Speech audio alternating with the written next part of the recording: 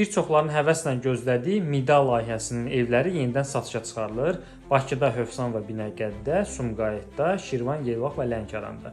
627 mənzildir səhv etmirəmsə, bu qədər mənzil satışa çıxarılır. Hövsanda düzdür bir qədər azdır, amma Binəqədi layihəsindən başda yaşayanlar yaxşı mənzillər götürə bilərlər. 2 otaqlı, 3 otaqlı, 4 otaqlı evlər var. Məsəl üçün Binəqədidə siz 2 otaqlı evi ayda sadəcə olaraq 298 manat ödəməklə əldə edə bilərsiniz. 3 otaqlı evi isə 376 manat, Hövsanda isə 236 manat aylıq ödəniş etməklə evə sahib ola bilərsiniz. Minimal ilkin ödəniş ödəməklə 4% ipoteka şərtindən və 30 ilə qədər də, yəni ipoteka şərtlərinə daxildir. Amma bu layihənin bir dənə amması var. Ancaq güzəştli mənzil almaq hüququ olan şəxslər bu layihədən yararlana bilərlər. Onlar da kimdir?